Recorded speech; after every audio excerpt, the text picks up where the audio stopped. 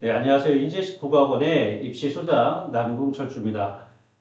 우리가 오늘과 내일에 걸쳐서 총 3번의 3차에 걸친 수시 전략 설명회를 준비하고 있는데, 오늘은 그 처음으로 서울 상위 10개 대학을 먼저 설명하도록 하겠습니다. 우리가 이 수시 전략이라는 걸 세운다라고 할 때 그 전략을 구체적으로 어디서부터 어떻게 시작해야 되는지 좀 막연할 수가 있어요. 최근에 우리 대한민국 축구 국가대표 팀이 월드컵에서 아주 조기에 좀 탈락을 하는 좀 안타까운 일이 있었는데, 그 실패 원인을 생각해 보면, 물론 구조적인 어떤 축구협회 문제도 있었겠지만, 가장 큰 원인으로 지목되는 건 역시, 감독의 전략 부재라는 얘기가 있습니다. 예, 전략이라는 것은 항상 정보에서부터 출발한다고 생각을 해요.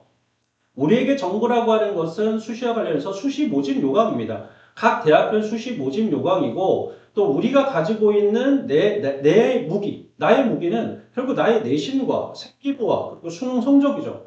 따라서 내 것을 그 정보에 맞춰서 최대한 어떻게 활용하느냐에 따라서 결과는 얼마든지 조금 달라질 수가 있어요. 즉, 같은 성적이라도 입시 결과는 얼마든지 달라질 수 있는 것이다. 따라서 우리는 전략을 세우기에 앞서서 일단 정보를 확실하게, 정확하게 분석하고 그리고 활용하는 것이 우선이라고 생각합니다. 그래서 오늘은 10개 대학의 수시 모집 요강을 먼저 분석하는 것으로 초점을 잡을 거고요.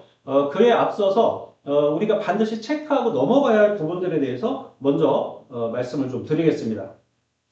일단 수시 접수는 9월 7일부터 9월 11일까지 총 5일이지만 대학에 따라서 하루 일찍 마감하는 경우가 종종 있어요. 그래서 이것은 반드시 본인이 지원하는 대학이라고 한다면 관심 있는 대학이라면 반드시 그 일정을 하나하나 일일이 꼼꼼히 체크할 필요가 있겠습니다. 자, 그리고 우리가 전년도 입결만 보고 원서를 쓰는 친구들이 있는데 이거 상당히 좀 주의할 필요가 있어요. 전년도 입결은 참고만 하세요. 특히 작년에 2026학년도 같은 경우는 황금 돼지ጥ으로 아이들이 참 많았어요. 기본적인 경쟁률이 많이 높아진 상황이고 입결도 조금은 높았겠죠. 따라서 모집 단위마다 다르기는 하겠지만 어쨌든 전년도 입결을 그대로 활용하면 안 된다. 전형 요소라는 것이 바뀌면 입결은 변합니다. 예를 들어서 수능 최저 기준이 바뀐다거나 면접 의무가 바뀐다거나 교과 전형에서 정성평가의 비율이 바뀐다라고 하는 것은 입시 결과에 큰 변화를 줄 수 있기 때문에 전년도 입결 말고 최소한 3년치 입결을 찾아보고 또 3년치 입결에서 어떤 큰 변화가 있었다라고 한다면 특정 해에 왜 변했을까 그 이유를 반드시 이해해야지만 올해의 변화를 예측할 수가 있는 거예요. 그래서 수시 전략의 핵심 뭐다? 바로 변화를 예측하고 예측한 거에 따라서 내가 최대한 활용하는 것이 있다라는 것이죠. 자, 그리고 본인의 성적을 정확하게 대학별로 환산 점수로 환산을 해봐야 되는데 일일이 하기가 어렵죠. 따라서 내신닷컴이나 대학 어디가에 회원들로 하시고 본인의 성적을 입력하시면 그 대학별 자신의 환산 점수를 정확하게 확인해 볼 수가 있습니다. 예, 기말고사가 거의 끝났기 때문에 시간이 좀 있을 거예요. 그죠? 물론 마지막 생기부 마감하느라고 좀 바쁘겠지만 시간 내서 자기 성적을 이 사이트에다가 꼭 입력을 해 놓으시기 바랍니다. 자, 그리고 본인의 생기부를 객관적 수준에서 좀 평가해 볼 필요가 있는데 생기부 경쟁력이라는 것은 절대적이지가 않아요. 상대적입니다. 왜냐하면은 생기부라는 것은 어느 대학에서 평가를 받느냐에 따라서 그 상대적으로 나의 경쟁 상대가 분명히 존재하기 때문에 내 생기부가 A 대학에서는 훌륭한 생기부일 수 있지만 B 대학에서는 어때요? 경쟁력이 좀 떨어질 수도 있겠죠. 따라서 어떤 부분에 내가 강점이 있느냐, 학업 역량에 강점이 있느냐, 공동체 역량을 내가 조금 더 챙겼느냐, 아니면 나는 진로 역량이 다른 친구들에서 좀 강하냐에 따라서 이런 학생부 종합전형은 대학별로 그 평가 요소, 평가 항목마다 평가 요소 비율이 좀 달라요. 따라서 그것을 체크해 보는 것은 상당히 좀 중요한 일이라고 볼 수가 있습니다.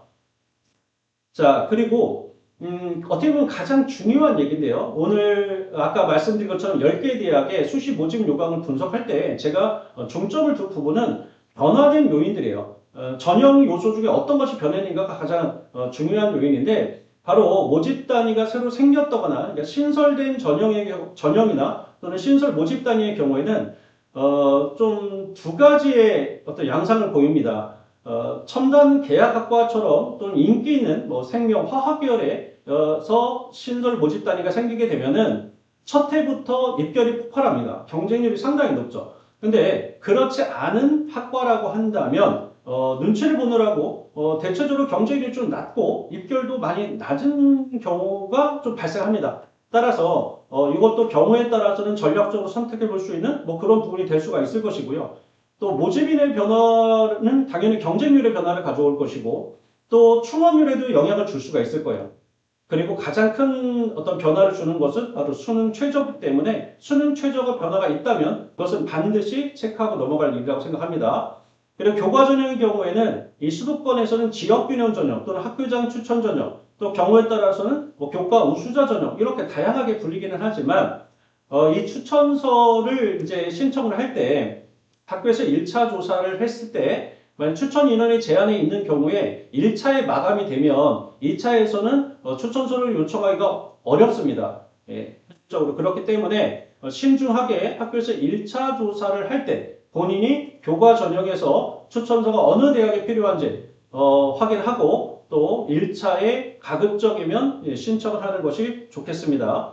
자, 그리고 마지막으로 대학별고사의 경우 이제 면접이나 논술, 뭐 실기 이런 경우일 텐데 이런 경우에는 면접 일정이 겹치는 부분도 있고 또 하나는 수능 전에 면접을 치르는 대학들이 요즘 들어서 좀 많아졌어요. 그렇기 때문에 본인의 상황에 맞춰서 수능 전에 면접 준비를 할 수 있는지 또는 수능 후에 수능일 그 다다음 날부터 면접을 보는 경우는 또 준비할 시간이 또 부족하기 때문에 그런 면접 일정을 따져보는 거. 또 내가 지원하고자 하는 원서 6개 중에 뭐 두세 개 대학의 면접 일정이 겹칠 수도 있는 거기 때문에 오전, 오후면 괜찮지 않을까 이렇게 생각하지만 현실적으로 어렵습니다. 따라서 면접 일정이 겹치지 않도록 또 논술고사와 겹치지 않도록 일정을 확인하는 거 매우 중요합니다. 자, 마지막으로 면접 유형에 따라서 우리가 대비하고 대응하는 것 좀 달라질 수가 있는데 M&Y 면접은 이제 의대 면접 의학학 면접이기 때문에 이거는 좀 제외를 하고 일단 재심은 기반 면접과 서류 기반 면접으로 나눠 봤을 때 재심은 기반 면접은 뭐 서울대 일반 전형이나 또 연세대 그다음에 고려대 뭐 계열적합 또 한양대 면접 전형 면접형 종합 전형 뭐 이렇게 4개 대학만 재심은 기반 면접을 시행하고 나머지 대학은 다 서류 기반 면접이죠. 따라서 서류 기반 면접을 중심으로 봤을 때는 학생들이 본인의 생기부를 최대한 잘 숙지하는 것. 근데 숙지한다고 했을 때 외우는 게 아니에요. 본인의 생기를 이해하는 것이 되게 중요합니다. 세특의 경우에도 본인의 전공 또는 지원하고자 하는 학과와 관련된 그 교과목에서의 탐구 활동을 내가 왜 했는지, 어떻게 했는지, 그 과정과 절차, 그 과정에서 어려운 점, 그것을 극복해냈던 방법, 그리고 이를 통해서 내가 배우고 느낀 점, 이런 것들을 하나하나 체크하면서 본인의 3년 동안의 학교 생활을 스스로 이해해 나가는 것이 면접에 대응하는 방법이라고 볼 수가 있겠고요. 재시문 기반 면접의 경우에는 말 그대로 교과 개념 지식에 대한 문제풀이가 있어야 되기 때문에 문제 해결력이 보여줘야 되기 때문에 이건 기출 문제를 확인하는 것이 이제 필수가 되겠죠. 따라서 각 대학 사이트에 들어가면은 선행 영향 평가 보고서라든가 또는 학생부 종합 전형 안내서, 가이드북 이런 것들이 나와 있고 그 안에는 전년도 기출 문제가 모두 수록이 되어 있어요. 출제 배경 그리고 이것을 어떻게 해결해야 되는지 어떤 해설 이런 부분들이 담겨 있기 때문에 그런 것을 최대한 활용해 보시면 좋겠습니다. 자, 그리고 요 주요 대학 교과 전형 방식은 이제 대학별로 일일이 설명을 할 거기 때문에 어떤 일반적 특징만 하나 말씀드린다면 최근 들어 상위권 대학은 바로 교과 내신 100전형이 아니라 바로 서류를 많이 반영하고 있다라고 하는 것이죠. 따라서 상위권 대학을 크게 두 개로 나누면 교과만 보는 내신만 보는 대학과 서류를 반영하는 대학 이렇게 두 개로 나눌 수 있을 텐데 이 표에 보시면 서울시립대라든가 숙명여대 같은 경우는 올해 좀 교과 전형에서 입결의 변화가 조금 예고되어 있죠. 왜냐하면 시립대 같은 경우는 서류 평가가 정성 평가가 10%에서 20%로 확대됐기 때문에 당연히 커트라인 좀 합격선이 좀 내려올 가능성이 있고요. 숙명여대는 작년까지 교과 100이었어요. 그런데 올해는 이제 서류 30%가 들어가고 수능 최저가 사라졌기 때문에 당연히 입결이 큰 폭으로 좀 내려갈 가능성이 높은 대학이다 이렇게 볼 수 있겠죠. 또 교과에다가 출결을 포함하고 있는 경희대 같은 경우에는 작년까지는 미인정 결석의 경우에만 감점 처리가 있었는데 올해부터는 미인정 지각 또는 미인정 결과 조퇴 이런 부분도 2회 이상일 때는 결석 1회로 쳐서 또 감점을 하기 때문에 그런 부분도 체크해 볼 필요가 있겠습니다. 자, 반영 과목에 대해서는 대학별로 살펴보도록 할 거고요. 진로 선택 과목도 마찬가지예요. 진로 선택 과목은 의외로 교과전에서 큰 영향을 미칩니다. 어떤 대학은 교과전을 아예 반영하지 않지만 대부분 대학은 이제 사인권을 반영한다고 봐야 되는데 이걸 정성평가로만 볼 것인지 아니면 여기 보시면 뭐 성균관대 같은 경우는 정성평가로만 활용을 하죠. 근데 서강대나 고려대 같은 경우는 똑같은 성취도 서강대 성취도 A라 하더라도 이 A의 비율이 몇 퍼센트냐 내가 성취도 B일 때 누적 비율이 몇 퍼센트라서 성취도 누적 비율에 따른 환산 점수가 달라지기 때문에 이런 부분들도 일일이 체크해야 돼요. 하지만 어려워요. 왜? 내가 일일이 대학별 환산 점수를 계산하는 것은 불필요한 일이에요. 따라서 아까 말씀드린 것처럼 내신닷컴이라든가 대학 어디가를 활용하는 것이 가장 좋다고 할 수 있겠습니다. 자, 그리고 수능 최저 변화와 관련해서 여기서 제가 한 가지 이제 추가로 말씀드릴 수 있는 게 뭐냐면 일단 성균관대 융합인재 전형이 올해는 이 상위권 대학에서 가장 큰 어떤 변화를 가져올 수 있는 요소라고 보여집니다. 왜냐하면은 작년까지 성균관대가 수능 최저를 요구할 때 탐구 두 과목을 각각 독립된 과목으로 인정을 했죠. 탐구 1, 탐구 2. 그래서 이 탐구 두 과목을 가지고 모두 각각의 과목으로 이제 최저를 맞출 수가 있었는데 올해부터는 탐구 두 과목의 평균을 반영하죠. 따라서 융합인재 같은 경우는 더군다나 올해 최저가 신설됐어요. 그러니까 전형 자체는 원래 있었는데 이제 수능 최저가 신설된 거죠. 그것도 아주 높은 3만 6이에요. 국수 영탐, 탐 두 개의 평균인데 3만 6이면 그냥 우리가 표면적으로 보면 고려대보다 높은 수준이에요. 그렇기 때문에 만약에 융합인재 전형을 우리가 정시까지 함께 준비하고 있는 친구가 성균관대 융합인재 전형을 만약에 타겟으로 삼는다면 상당히 가능성이 높다 이렇게 볼 수가 있겠습니다. 그리고 연세대 같은 경우는 인문 자연 기준 중 한 개만 충족한다라고 지금 이 자료집에 나와 있는데 사실 모든 전형이 그렇지는 않습니다. 예를 들어서 우리가 통합비열이라고 있어요. 연대에 보면은 연대 통합비열이라든가 또는 생활과학대학이 있어요. 자, 그래서 생활과학대학 통합계열 그다음에 간호대 응용통계학과 여기에 한해서만 인문 자연 기준이 각각 다른데 그 기준 중에 한 개만 충족해도 된다 이런 얘기예요. 알겠죠? 요것도 수시 모집 요강을 분석하면서 제가 말씀드리도록 하겠습니다.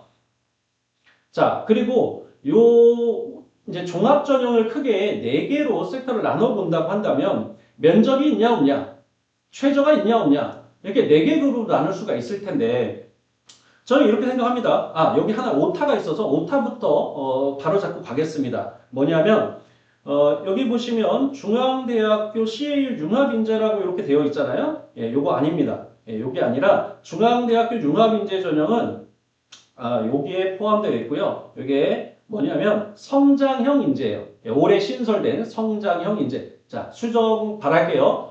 자, 여기 중앙대학교 융합인재 전형은 성장형 인재로 고쳐주시기 바랍니다. 먼저 수능 최저 기준이 있냐 없냐라고 하는 것은 실질 경쟁률에 영향을 미칠 거예요. 그렇죠? 왜냐하면 수능 최저를 모든 학생이 맞출 수 있는 건 아니기 때문에 외대 같은 경우는 40% 수준밖에 되질 않습니다. 가장 높은 대학이 거의 한 80% 되지만 평균적으로 한 60% 정도 수능 최저를 맞춘다고 봤을 때 결국 수능 최저 충족률은 실질 경쟁률을 낮추는 효과를 가져오기 때문에 합격의 가능성, 내가 수능 최저만 맞춘다면 합격 가능성을 높일 수 있는 것이죠. 따라서 정시까지 함께 준비하는 학생 또 모의고사 성적이 내신보다 조금 더 잘 나온 학생이라고 한다면 당연히 수능 최저 있는 전형을 노려할 것이고요. 특목 자사고 학생들은 의외로 의외로 수능 최저 있는 전형에서 좋은 성과를 내지 못합니다. 일반고 학생들이 더 좋은 성과를 내요. 그런 것들을 좀 아셔야 되고요. 또 면접의 유무, 면접이 있냐 없냐라고 하는 것은 이렇게 활용했으면 좋겠어요. 대체로 면접 있는 전형의 입결이 더 낮죠. 따라서 내 성적 대비, 내 생기부 대시 좀 이 대학은 나에게 좀 상향이다라고 생각이 되면 면접 있는 전형을, 그리고 적정 수준이다. 내 성적과 내 생기부로는 이 대학의 종합 전형이 나한테 좀 적정해 보인다라고 한다면 서류 전형을, 면접이 없는 전형을 서류 전형 쓰는 것이 겠죠. 자, 그럼 서울대부터 이제 차근차근 하나씩 알아보도록 하겠습니다. 일단 서울대는 전형별 변화에 대해서는 크게 변화된 것이 없어요. 예. 물론 지역균형 전형이나 일반 전형이 모두 14명씩 모집 인원이 늘기는 했지만 전형 요소나 이런 부분에서 큰 변화가 없다라는 것이고요. 오히려 저는 올해부터 시작되는 지역의사제, 서울권만 제외하고 뭐 경기, 인천, 충남, 충북, 전남, 전북 이렇게 지역 의사제가 전국에서 488명을 모집하죠. 그중에 수시에서 458명을 모집합니다. 이 458명 중에서 또 수능 최저가 요구되는 것이 거의 97% 정도 되는데, 모든 대학의 지역 의사제가 영향을 미치지 않을 거예요. 당연히 지역 의대, 지방 의대와 관련이 있다라고 한다면 서울대학교나 또는 최상위권 첨단 계약학과 또는 생명화학 계열의 입결에는 조금 영향을 미칠 수는 있겠지만 큰 영향을 주지는 못할 거예요. 아무래도 충원율은 조금 높게 나오지 않을까. 충원율은 전년 대비 이 지역 의사제의 영향으로 충원율이 조금 더 높게 나오진 않을까. 이렇게 생각이 됩니다. 모집 인원이 좀 크게 늘어난 서울대의 모집 이 단위에서 모집 인원을 크게 좀 늘린 학과들이 한 3개 정도가 있어요. 화학생물공학부, 그 다음에 재료공학부, 바이오시스템 소재학부, 이 3개 학부는 수시에서만 각각 10명씩 모집 인원을 늘렸어요. 그렇기 때문에 작년보다는 조건이 좀 더 좋아진 거죠. 네, 그래서 여기에 관심 있는 학생이라고 한다면 좀 변화된 부분에 대해서 좀 관심을 가질 필요가 있고요. 아무래도 경쟁률이 좀 낮아질 가능성이 있을 테니까요. 자, 그리고 역사학부의 경우에는 어떻다? 전과가 불가합니다. 전공을 예약하고 들어가는 거기 때문에 입학을 하면 다른 과로 전과를 할 수가 없다라는 것이고요. 그 다음에 이제 의대 같은 경우는 예과와 본과가 합쳐서 이제 6년제로 통합해서 선발을 하는 거예요. 또 수시만 모집하는 게 인문대학이라든가 사범대학의 경우는 정시 모집이 없어요. 그래서 여기에 관심이 있다라고 한다면 수시로 들어가는 수밖에 없는 거예요. 자, 전형별 선발 방식을 좀 살펴볼까요? 자, 여기에서 직유는 당연히 추천서가 핵심이에요. 그죠? 각 학교별로 고등학교에서 2명씩 추천서를 받아 들어가는 거 당연히 일반고 학생들의 합격률이 압도적으로 높은 전형일 수밖에 없는 거예요. 하지만 이 일반 전형의 경우에는 영재 학교가 작년에 영재고 자사고의 합격률이 거의 40%도 거의 50% 육박했어요. 그런데 일반고 학생에게는 좀 상당히 불리한 전형일 수밖에 없는데 일단 그 차이가 어디에서 오느냐. 서울대 직윤과 일반 전형의 차이는 결국은 일반 전형의 재시문 면접에 있습니다. 그러니까 이 재시문 면접이 상당히 수준이 높습니다. 그러니까 아까 말씀드린 것처럼 이 서울대학교의 경우에는 학생부 종합전형 안내서를 별도로 출간을 하고 거기에서 기출문제를 다루고 있는데 전년도뿐만 아니라 전전년도 기출문제까지 모두 좀 풀어봐야 되고 일단 기본적으로는 기초학력 수준이 탄탄해야지만 이 재시문 면접을 아마 통과할 수 있을 거예요. 그래서 직윤의 경우에는 당연히 수능 최저를 맞추고 그리고 우리가 이제 모집 단위에 좀 다르지만 이거는 서류 면접만 들어가기 때문에 제가 학생들이 실제로 준비하기가 재시험 면접보다 서류 면접이 좀 수월한 면이 있어요. 시간적 여유도 있고요. 그렇기 때문에 일반 전형을 생각하는 친구라고 한다면 재시험 면접에 대한 철저한 대비가 좀 필요하다 이렇게 볼 수 있겠습니다. 자, 그리고 여기 보면 수능 필수 영역이라든가 선택 과목 지정이 서울대학교는 아주 세부적으로 요구하고 있죠. 그러니까 이런 것은 그냥 일반 정보에 불과하기 때문에 이거는 당연히 서울대를 지원한 학생이라고 한다면 체크해 볼 필요가 있는 부분이고요. 학생부 서류와 면접 평가는 조금 더 자세히 좀 살펴볼 필요가 있겠어요. 예를 들어서 직윤의 경우는 아까 서류 면접이라 그랬는데 10분 정도의 면접 시간이 주어지고요. 그리고 의예과는 MMI 면접을 보고 일반 전형은 제가 재심원 면접을 보는 것이라고 했는데 의예과가 60분 정도의 이 MMI는 우리가 다중 미니 면접이라고 해서 여러 개의 면접실을 순차적으로 들어가서 면접을 보는 방식이잖아요. 60분 정도 소요가 되고요. 그리고 일반 전형 재심원 면접은 내가 이 재심문을 풀어보는 준비할 수 있는 답변을 준비할 수 있는 시간이 한 45분 최대 45분 정도 주어지고요. 그리고 본인이 답변하는 시간이 한 15분 정도 해서 이것도 한 1시간 정도 이렇게 소요가 되는 걸로 알고 있습니다. 교과 전형이 없는 서울대는 그러면 어떤 학생들이 지원을 해야 되느냐? 당연히 서울대는 교과 전형이 없기 때문에 일단 생기부 관리를 철저하게 해왔던 친구, 그리고 서울대는 다른 대학과 달리 균형 있는 생기부를 좋아해요. 그러니까 너무 하나의 진로에 몰입되어 있는 친구, 뭐 세특뿐만 아니라 창체, 뭐 진로활동, 자율활동 모든 과목을 다 본인의 관심 있는 전공으로 억지로 다 끼워 맞춘 이런 생기부보다는 자연스럽게 본인의 어떤 지적 호기심을 가지고 탐구 활동에 다양한 영역에서 진행해왔던 이런 친구들, 그런 친구들을 좀 선호하는 경향이 가장 강한 대학이 이제 서울대라고 볼 수 있겠습니다. 따라서 내신이 한 1.5 이내면 어쩔 수 없죠. 우리가 내신이 1.5면은 최상위권잖아요. 그러면 서울대 안 쓸 수는 없어요. 그죠? 어차피 우리가 서강대를 쓰고 성대를 쓴다 해도 연대, 고대, 그다음 서울대 이렇게 카드 한 장씩 남을 거예요. 물론 의대를 준비하는 친구들은 좀 다르겠지만 그래서 1.5 안쪽으로 들어와 있는 친구로 간다면 서울대를 지원을 해야 되겠죠. 자, 다음은 연세대를 살펴보겠습니다. 자, 일단 연세대의 가장 큰 특징은요. 바로 이 국제인재 전형이 정원 내 전형으로 들어왔다는 거예요. 작년까지는 이 특기자 전형이라고 해서 정원 외 모집이었고요. 실적 중심의 선발이었는데 이제 국제인재 전형이 학생부 종합 정원 내 전형으로 들어왔어요. 이거는 외고, 국제고 학생들이 주로 지원하는 그런 전형이죠. 따라서 이제 실적 중심이 아니라 생기부 활동 중심으로 평가가 이루어질 것이라는 걸 우리가 알 수가 있고요. 또 활동 우수형이나 국제형이나 국제인재 전형이나 전부 다 면접이 있는 전형이에요. 면접이 있는 전형인데 활동 우수형은 최저 있고 국제형도 최저가 있는데 이 국제인재 전형만 최저가 없어요.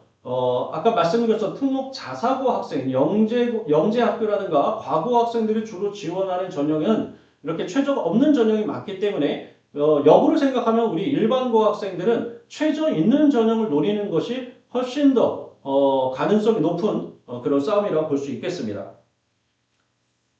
자, 그 다음에 연대 이제 디스플레이 융합공학과라든가 시스템 반도체공학과는 계약학과, 채용 조건형 계약학과라는 것을 다 알고 있을 거고요. 올해 신설된 과 중에 첨단 약과학과라고 있어요. 최근에 이제 바이오 이 산업이 또 주목받으면서 각 대학에서 이 바이오 관련한 학과들이 많이 생겨나고 있는데 바로 연대가 올해 첨단 약과학과를 신설했어요. 근데 이거는 약대가 아닙니다. 따라서 졸업을 했을 때 약사 면허 취득 시험을 응시할 자격이 주어지지 않는다라는 것을 명심하시고 제약회사라든가 이런 생명과학 계열의 또 신약 개발에 또 관심 있는 연구를 또 관심 있는 학생이라고 한다면 좀 지원해 볼 수가 있겠습니다. 그 다음에 이제 연세대학교 진리자유학부는 제약 조건이 좀 많아요. 제약 조건이라는 것은 입학을 했을 때 나중에 선택하지 못하는 학과들, 전공들이 좀 너무 많은 편이에요. 서울대보다 전공 선택 제약이 좀 많다라는 걸 좀 염두에 두시고 따라서 내가 이 진리자유학부, 자유전공학부로 들어갔을 때 내가 관심 있는 학과를 선택할 수 있느냐 없느냐 지금 여기 나와 있는 것들은 어때요? 여기는 선택할 수 없는 모집 단위들이에요. 그래서 한번 확인할 필요가 있겠습니다. 자, 주요 변경사항 보면 아까 말씀드린 것처럼 국제인재 전형이 특기자 전형에서 넘어왔다라는 거, 첨단 약과학과가 이제 신설됐다. 그리고 이제 첨단 컴퓨팅 학부가 이렇게 세 개의 학과로 전공 단위로 분과가 이루어졌어요. 그런데 이제 모집 인원은 뭐 컴퓨터 과학과가 48명, 인공지능학과가 58명, 인공지능 시스템학과가 41명으로 꽤 많은 편입니다. 그렇기 때문에 우리가 ICT 계열에 관심 있는 학생의 경우에는 조금 더 어떤 문이 확대된 것이라 이렇게 볼 수가 있고요. 좀 눈에 띄는 것 중에 하나는 국제형 국내고 전형의 경우에 요 배수가 크진 않지만 4배수에서 5배수로 늘었다라는 거예요. 이것은 요 전형에 합격한 친구들의 등록률이 좀 낮아요. 대부분 등록률이 100% 나오거나 뭐 95%막 이렇게 나와야 되는데 80%밖에 안 됐어요. 그러니까 대학 입장에서는 이걸 정시로 이월하는 게 좀 문제가 되다 보니까 이렇게 5배수로 늘렸다. 그 얘기는 무슨 말이냐?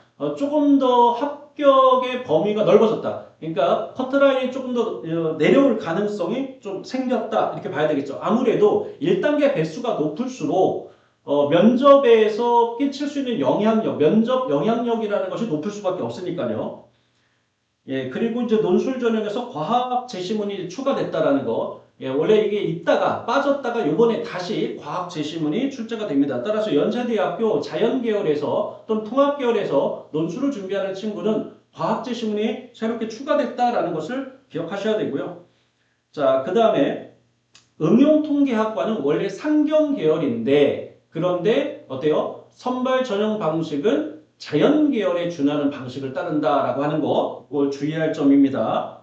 예, 그래서 아까 말씀드린 것처럼 간호대학이라든가 생활과학대학이라든가 이렇게 응용통계학과는 모두 인문 또는 자연 이 수능 최저 기준을 둘 중에 하나만 충족을 시켜도 된다는 얘기죠.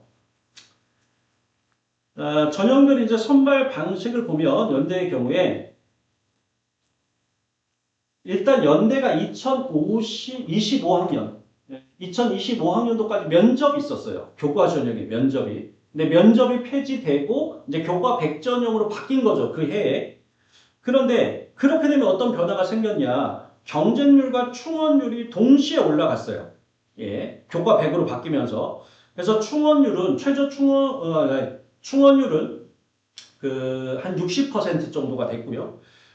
그런데 이게 바뀌면서 130%까지 한 2배 정도 충원이 나타났다는 거예요. 왜냐하면 교과로만 뽑게 되면은 성적이 더 좋은 학생들이 합격할 수밖에 없어요. 그러면 그 학생들이 서울대라든가 의대라든가 이렇게 중복학교는 빠져나가겠죠. 그래서 원래 면접에 있을 때는 충원율이 한 60%였지만 교과 100으로 바뀌면서 한 130%까지 평균적으로 충원율이 올라갔다라는 것이죠.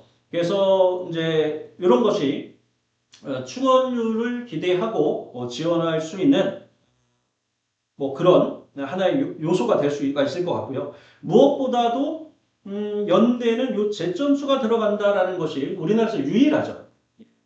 석차 등급이라든가 성취도만 환산해서 들어가는 대학들이 거의 대부분인데 이렇게 재점수가 50 들어간다. 그럼 이 재점수를 또 어떻게 이제 봐야 되느냐? 이건 뒷페이지에서 제가 말씀드리도록 하겠습니다.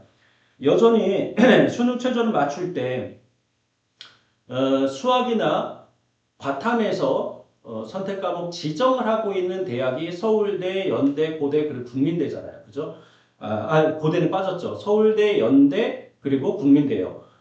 따라서 요 과탐 선택자, 우리가 사탐론이 지금 요즘 사회적 문제가 될 정도로 너무 많은데 과탐 선택자들에게 좀 한번 고민이 될 수 있는 그런 부분이기도 합니다. 너무 최상위권을 지금 지원하려는 학생들 간의 싸움으로 이 등급 확보가 좀 어려워진 그런 상황이기 때문에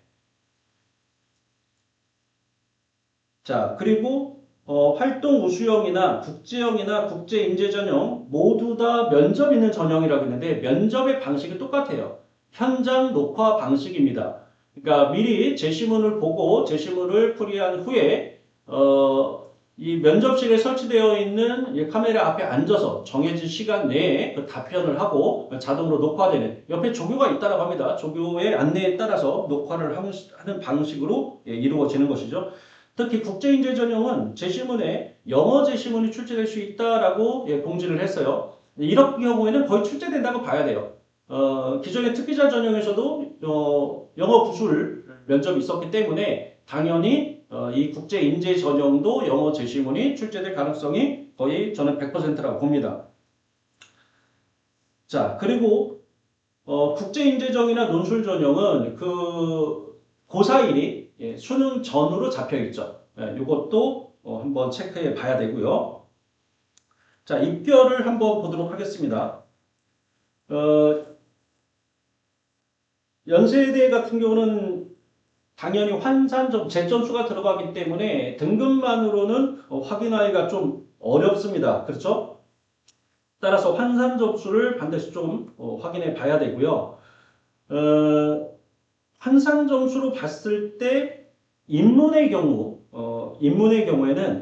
보통 96점 후반에서 97점 중반 정도, 요 정도가 합격권으로 보여지고요. 그 다음에 자연 계열의 경우에는 환산 점수를 보면 97점 초반이나 98점 초반, 좀 이 모집 단위에 따라서 갭 차이가 좀 큰 편이에요. 자연 계열은. 그리고 의학학의 경우는 98점 중반을 넘어야 돼요. 거의 99점 초반까지 나와줘야 됩니다. 보통 이 활동 우수형의 경우에 보면은 이 특목고나 자사고의 최초 합격률이 한 33% 정도 나와요. 그런데 최종 등록률을 보면은 일반고 학생들이 한 69% 되거든요. 그게 무슨 말이에요? 그러니까 최초 합격자에는 특목 자사고 애들이 많은데 이 아이들이 이제 중복 합격으로 빠져나가고 최종적으로 등록하는 아이들은 일반고가 거의 70% 된다. 이렇게 보여집니다. 그리고 적정 지원으로 본다면 연세대 교과 전형은 모집 단위에 따라 당연히 다르겠지만 한 1.6까지는 아마 지원을 할 수 있는 조건이 되지 않을까. 또 활동 우수형 같은 경우는 의외로 일반고 학생들은 한 1.8을 넘으면 합격 사례가 거의 없어요. 그러니까 교과 전형은 1.55에서 1.6 정도의 하한선을, 그리고 활동 우수형 같은 경우에는 한 1.8 정도로 잡도록 하겠습니다. 자, 다음 고려대예요. 고려대는 전형별 어떤 변화 요인, 전형 변화 거의 없습니다. 그래서 가장 변화가 없는 대학 중에 하나이기 때문에 그만큼 입결 예측하기가 좋죠. 왜? 전년도 입결을 그대로 따라갈 가능성이 높다. 이렇게 보여집니다. 일단 학교장 추천 전형의 경우에는 이 충원율이 상당히 높아요. 그러니까 실제 경쟁률이 매우 낮은 편이에요. 서강대도 그렇지만. 그러니까 이제 무슨 말이겠어요? 각 학교 전교 1, 2, 3등 막 이렇게 하는 친구들이 서울대 쓰고 연대 쓰고 당연히 고대 쓰고 할 텐데 서울대, 연대 뭐 하나만 붙으면 당연히 고려대는 버리는 카드가 될 수밖에 없겠죠. 그래서 아주 높은 충원율이 나오고 실제 경쟁률이 낮은 그런 것이 고려대학교 학교장 추천 전형이다. 학업수 전형은 최저가 있고요. 면접은 없어요. 계열적 합평은 반대예요. 최저가 없고 면접이 있죠. 그래서 이 학업 수형은 일반고 학생들의 합격률이 높고 계열적 합평은 특목 자사고 학생들의 합격률이 높습니다. 그걸 당연히 학생들은 잘 알고 있겠지만 그런 부분들을 반드시 확인하고 그리고 지원을 해야 될 거예요.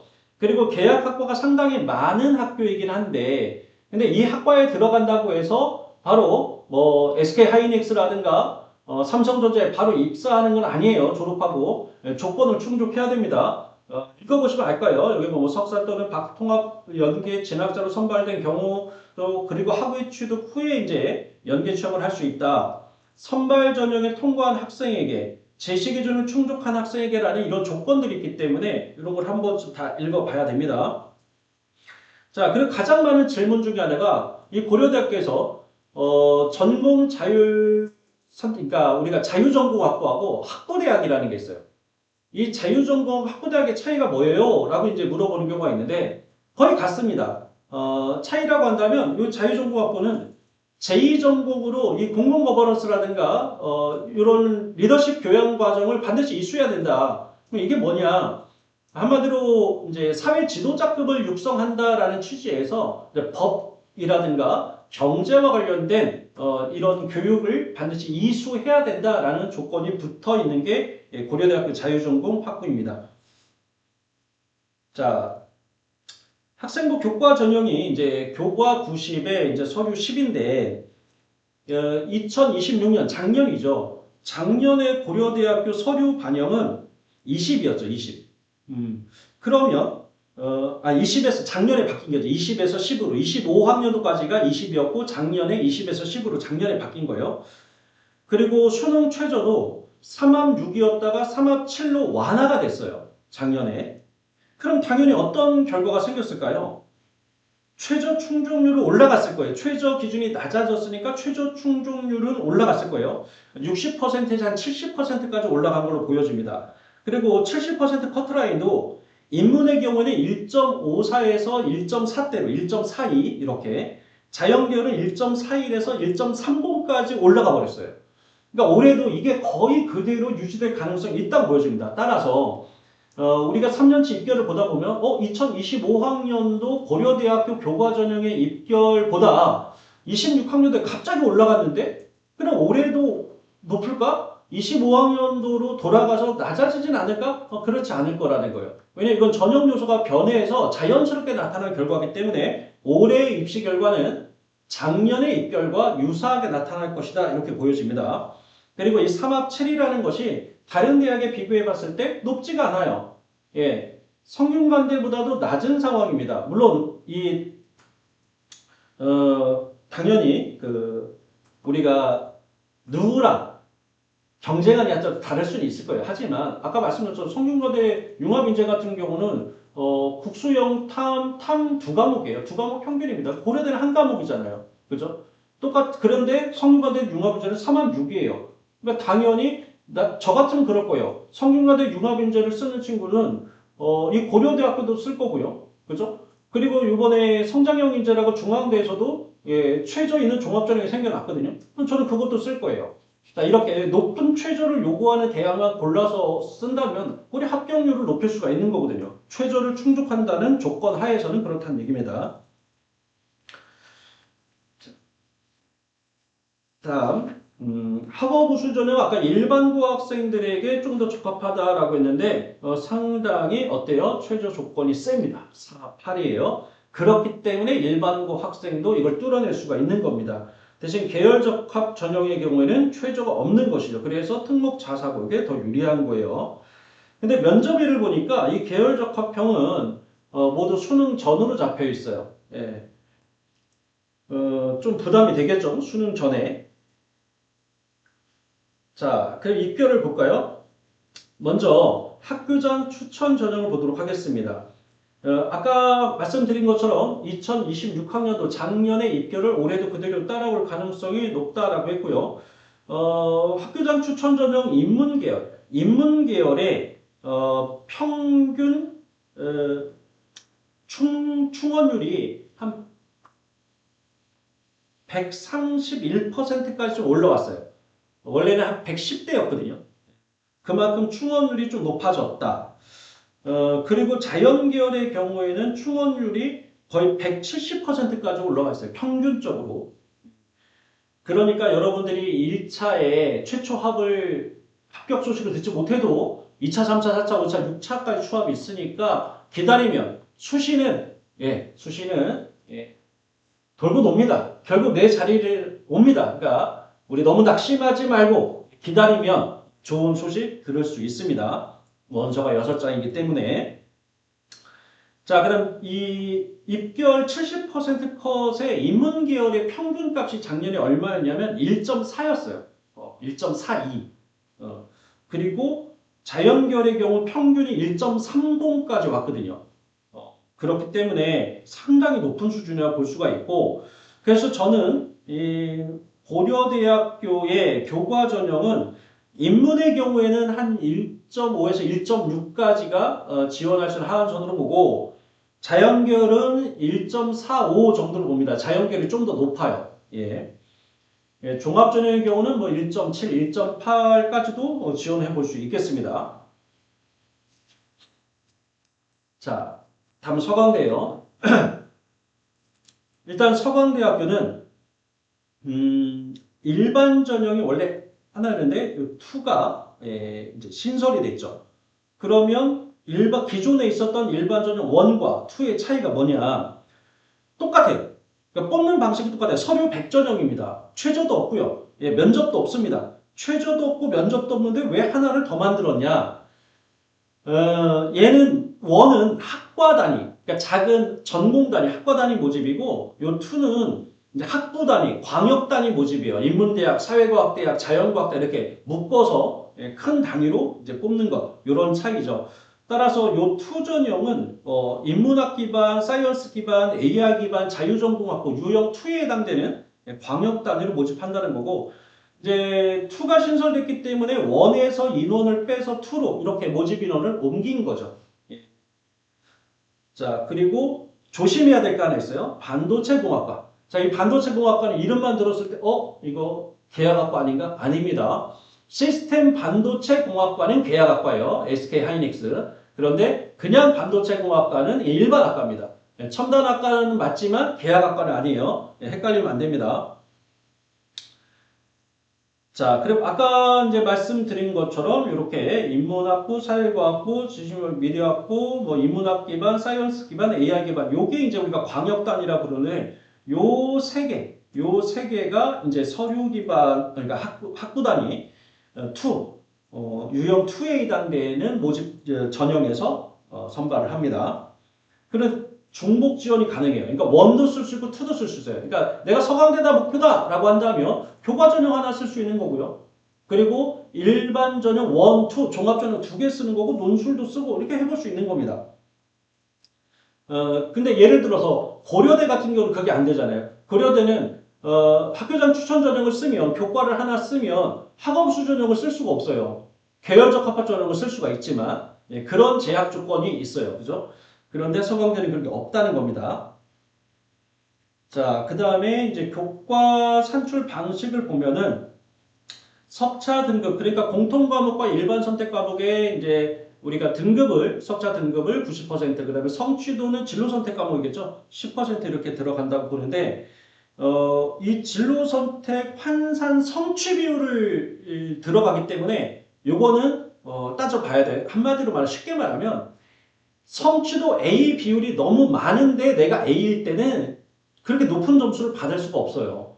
그런데 절대평가 과목이라도 A 성취도 비율이 한 20%이고 뭐 B가 한 30%고 C가 50%일 때 내가 A다. 그러면은 환산 점수가 높게 나오는 거죠. 그러니까 너무 A를 거의 100%에 가깝게 몰아줬는데 그 중에 내가 A라고 하는 의미가 없다는 얘기입니다. 그걸 따져보겠다라는 게 바로 이 서강대학교에서 진로선택 과목을 환산하는 방식이에요.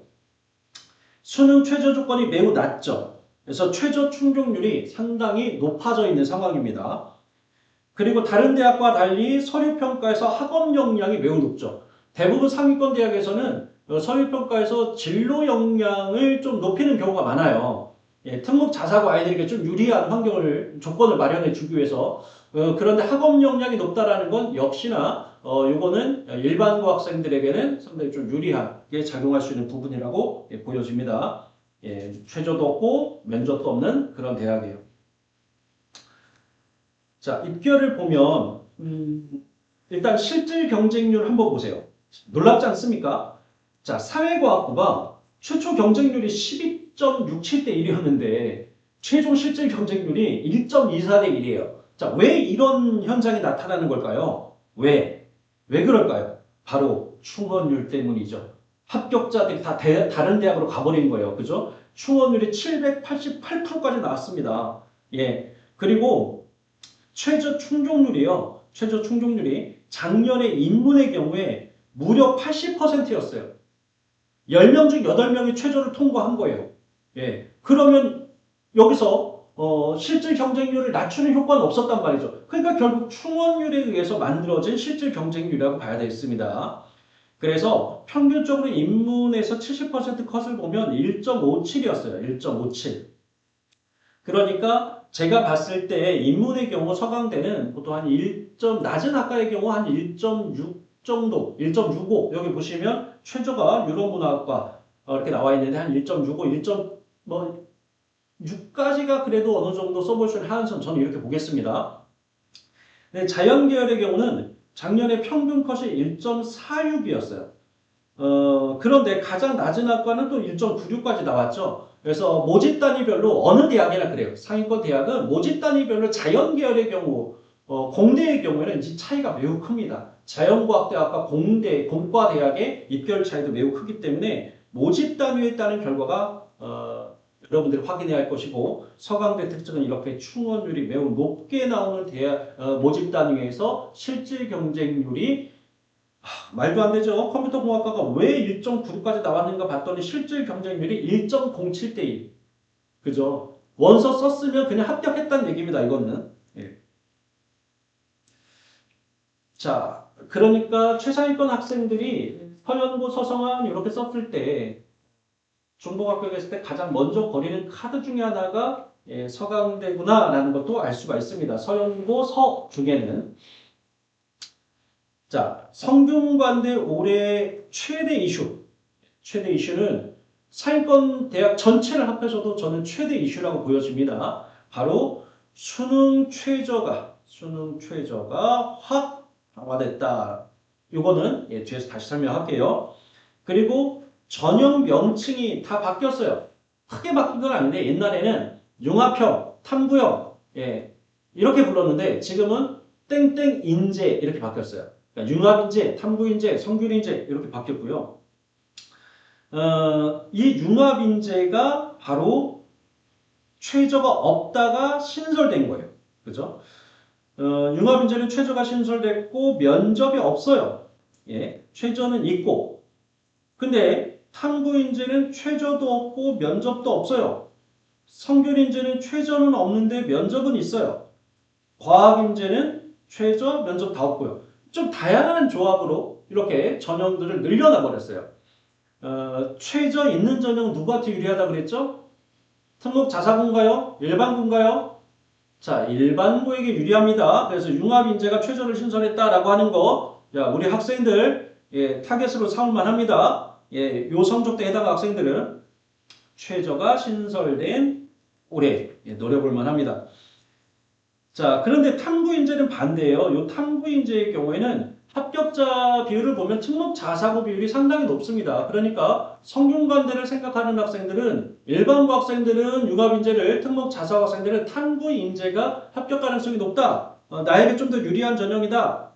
이렇게 보시면 됩니다. 일반적으로는 뭐 이게 개개인적으로 좀 다를 수 있겠지만 자, 그 다음에 이제 광역 모집 단위로 이제 우리가 들어갔을 때, 여기 보면 이제 선택할 수 없는, 자유전공을 선택할 수 없는 학과도 있지만 더 눈여겨봐야 할 것은 뭐냐면, 여기에 해당되는 요 표시가 되어 있는 요런 학과들은요, 전공 예약제라는 거예요. 아까 서울대 역사학과도 전공 예약제는 전과가 불가능했잖아요. 따라서 이거는 자동으로 요 학과와 요 학부에 배당이 됩니다. 예, 바꿀 수가 없어요. 자, 그 다음에 전형 변경을 보면 아까 계속해서 반복적으로 얘기하고 있는 것 같은데 융합인재 전형이 최저 3합류 거기다 탐구 2평균이라는 것을 계속 얘기하고 있습니다. 매우 높은 수준이기 때문에 수능에 자신 있는 친구라고 한다면 생기부가 조금 자신이 없더라도 내가 생기부가 조금 미흡하더라도 만약에 수능 최저만 맞출 수가 있다라고 한다면 융합인재는 상당히 가능성이 있지 않나 이렇게 보여지고요. 그 다음에 5배수에서 성균 인재를 7배수까지 이렇게 높였네요. 1단계 배수를. 자, 이것도 아까 연대처럼 등록률을 높이기 위한 의도로 보여집니다. 따라서 면접 영향력이 상당히 강해지겠죠. 예, 면접 영향력이라는 건 2차 면접 결과에 따라서 1단계 결과를 바꿀 수 있는 그 변화율을 얘기합니다. 자, 그리고 추천 인원 제한이 폐지가 됐어요. 예, 작년까지 15명이었는데, 그러니까 경쟁률은 소폭 오르긴 하겠지만 성대 추천 인재 교과 전형을 쓸 수 있는 성적대 학생들 그렇게 많은 건 아니기 때문에 큰 폭으로 경쟁률이 오를 것이라고 보여지지는 않습니다.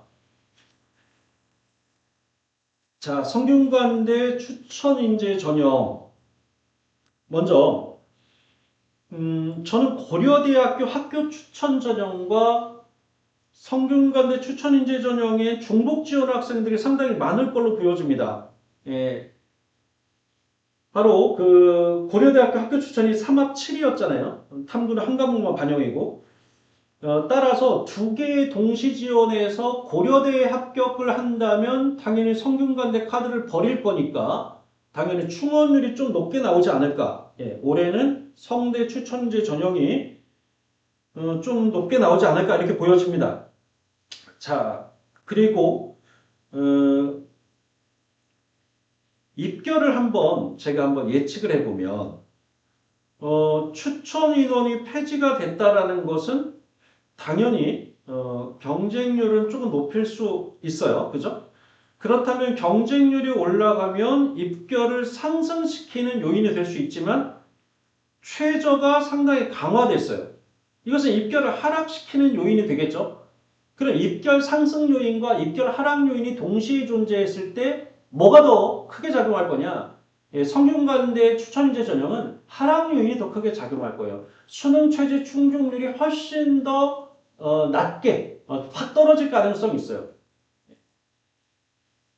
자, 그리고 융합 문제 최저 신설 있고, 예, 이건 계속 반복하겠으니까 넘어갈게요. 그 다음에 면접이 성균인재 전형이라든가 여기 학생부 종합 과학인재 전형이 모두 수능 전이네요. 그죠? 일정 체크하시길 바라고요.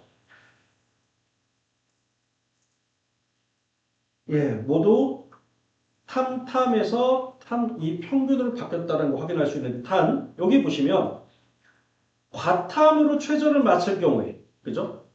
과탐으로 이게 이제 자연계열이나 공학계열 예를 들어서 탐구 두 과목 평균과 과탐 한 과목의 등급 중 더 유리한 과목으로 반영할 수 있다라는 거, 더 우수한 과목으로. 예. 그러니까 따라서 요즘 이거 과탐을 포기하고 사탐으로 넘어가는 사탐 넣은 학생들을 좀 방지하거나 또는 과탐 선택자를 좀 우대하려는 그런 것이 좀 보입니다. 그렇죠. 요즘 같은 시대적 흐름에서 끝까지 과탐으로 수능을 보겠다. 예, 박수 칠만 하고요. 예, 상당히 의지가 강한 학생이라고 보여집니다. 자, 입결 측면을 살펴보면 일단 학교장 추천의 경우 인문에서는 최저 충족률이 한 74% 정도 됩니다. 그런데 이제 올해는 최저 충족률이 좀 많이 내려갈 거라고 해서 그죠? 많이 떨어질 겁니다. 그 말은 실질 경쟁률이 낮아질 것이라는 것을 의미하고 그래서 입결도 제가 한 1.8까지는 볼 수 있습니다. 이렇게 사학과처럼 뭐 이렇게 너무 이렇게 낮게 나와 있는 최저 마지막 뭐 합격한 뭐 그런 학생의 입결을 보고 나도 그 성적에는 해당되니까 써와야 되는 거 아닌가 뭐 이런 판단할 수도 있겠지만 그런 특이한 케이스를 보지 마세요. 우리는 항상 입결을 볼 때는 100%컷 최저를 보는 게 아니라 최저를 합격한 학생을 보는 게 아니라 적어도 평균 또는 70%컷에 내 성적이 들어와 있느냐라는 것이 상당히 중요합니다. 융합인재의 경우에 이 사회과학 계열을 예를 들어볼게요. 사회과학 계열의 작년 융합인재 종합전형에서 일반고 학생의 평균이 1.83 정도 됩니다. 1.83. 그런데 최저가 신설됐으니 그러니까 어디까지 내려갈 거냐? 저는 한 1.9, 2.0까지도 내려갈 가능성이 있다. 종합전형임에도 불구하고 어쨌든 최저가 생겨났기 때문에 자 그리고 자연계열 볼까요? 자연계열의 최저 평균 학교장 추천 전형의 최저 충족률은 한 66% 정도 됩니다. 그리고 평균적으로 학교장 추천 자연계열의 평균이 한 1.6 정도, 1.6에서 1.58 이 정도 나옵니다. 예. 그리고 융합인재 전형에서 이 전자전기공학부나 자연과학 계열을 예를 들어보면 일반고 출신 합격자의 평균 내신이 얘도 1.85 정도 돼요. 1.85. 아까 얘는 사회과학계는 1.83 정도였고요. 그러니까 얘도 최저가 생겨났으니까 얘도 거의 1.9 후반 내지 2.0대까지도 내려오지 않을까 이렇게 생각이 돼요. 따라서 우리가 이제 이게 성균관대학교 융합인재 전형을 이 학교가 제시한 종합전형 가이드북에 보면 일반고 출신 중에서 합격한 학생 중에 가장 낮은 성적대 학생이 3점대가 있더라고요. 예. 3.39의 성적으로 일반고 출신의 학생이 성균관대학교 융합인재전에 합격한 친구가 있어요. 물론 특이 케이스죠. 근데 왜 합격했느냐를 학교가 이제 밝혔는데 이런 얘기를 하고 있어요. 이 친구가 내신이 3점대인 것은 국어라든가 한국사라든가 이런 과목에서 낮은 이제 등급 때문에 평균 평점이 3점대인데 수학, 과학이 타 1등급이었다라는 거예요. 그렇기 때문에 이 학생이 공대로 오른 데는 문제가 없다고 판단했기 때문에 이 학생이 합격할 수 있었다라는 것이 종합 가이드북에서 한 사례로 제시가 되어 있어요. 따라서 우리가 내신이 2점대 중반이라 하더라도 내가 계열 적합성이 뛰어나다. 수학 성적이 뛰어나서 자연계열 공대에 적합하다. 또는 내가 수학 성적 하나만 낮지만 국어, 영어, 사회에서 모두 거의 1등급이다라고 한다면 또 인문계라든가 사회과학계에 적합할 수 있잖아요. 그죠? 종합전형은 이렇게 그 학생이 처한 특수한 상황을 입학사정가들이 해석을 해줍니다. 그렇기 때문에 여러분들은 본인의 장점이 무엇인지 또 단점이 무엇인지를 파악하는 것이 상당히 중요한 거예요. 자, 다음은 한양대요. 한양대 같은 경우는 추천형이 이제 교과전형 추천형이 3합 7이죠. 그런데 종합전형에도 추천형이 있어요. 얘도 최저가 있어요. 그러니까 얘도 최저가 있고 얘도 최저가 있는데 똑같아요. 둘 다 3합 7입니다. 대신 종합전형 추천형에 면접이 없어요. 면접 없고 서류형은 당연히 최저 없고 면접 없고 면접형은 최저가 없는데 면접은 있고 이렇게 좀 다양한 편이에요. 최근 들어서 한양대가 이렇게 종합전형에서 전형을 좀 많이 늘렸죠. 그리고 전부 다 중복 지원이 가능해요. 그러니까 종합전형 내에서도 추천형, 서류형, 면접형 다 써볼 수가 있다는 얘기입니다. 특히 요 추천형 전형으로 새롭게 편입된 모집 단위들이 좀 있어요. 뭐 간호학과라든가 의료학과, 식품영양학과, 실내건축 디자인학과, 중어중문, 도거동문, 행정학과 이런 것들은 추천형에서 뽑지 않았는데 올해는 모두 추천형에서 또 선발을 하고 있다라는 거예요. 자, 그리고 뭐 다른 대학처럼 한양 인터컬리지가 이제 자유전공학부인데 여기에 들어가서 선택할 수 없는 학과들이 나와 있고요. 그 다음에 교직 과정이 설치되어 있는 학과들, 그리고 정보시스템 학과는 아까 그 연세대학교 응용통계학과처럼 이 전공에 속해 있는 단과대학과 다른 전형 방식을 좀 따른다는 거죠. 예를 들어서 정보시스템학과 그러면 IT 계열이니까 당연히 공대 아니야 라고 하겠지만 계열은 상경계열. 상경계열의 선발 방식을 따른다라고 하는 것이 좀 특이합니다. 주의해야 되겠죠? 당연히 이 전형 방식이나 이런 게 좀 다를 수 있을 테니까 수능 최저라든가.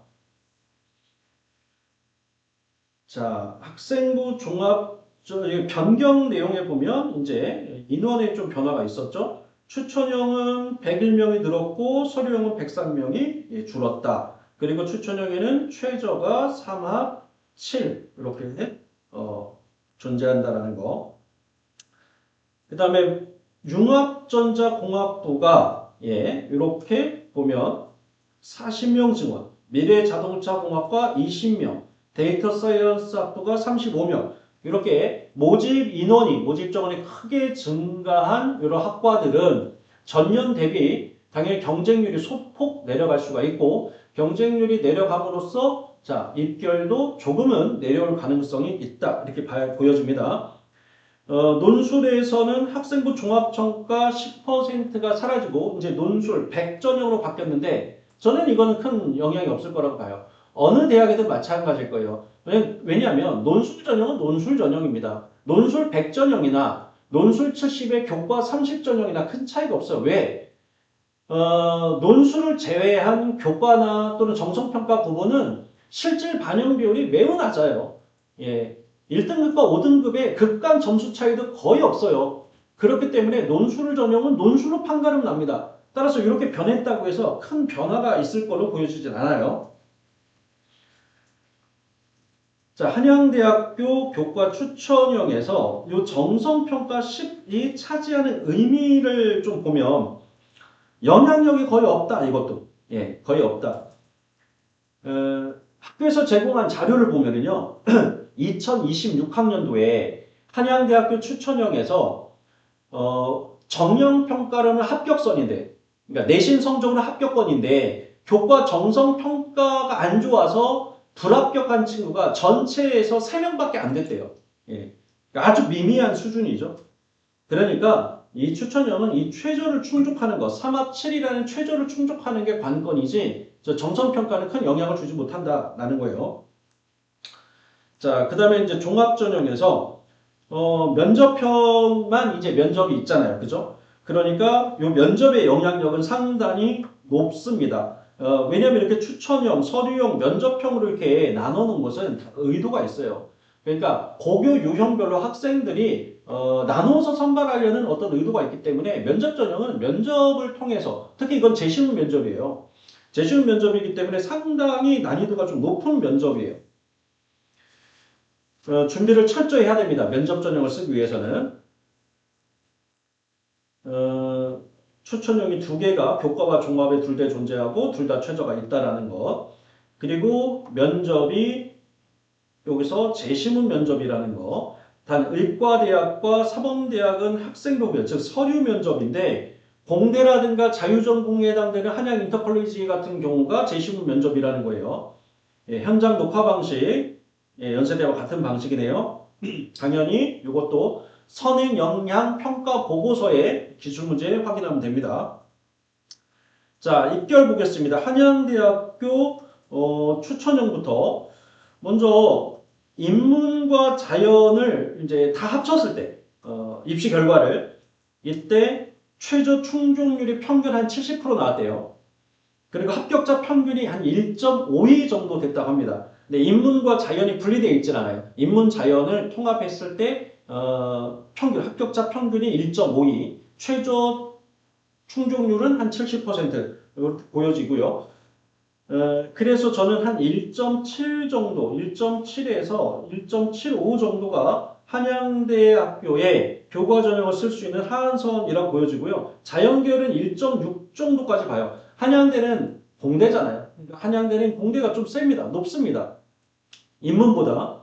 그래서 한 1.6 정도를 저는 하한선으로 보겠습니다. 예.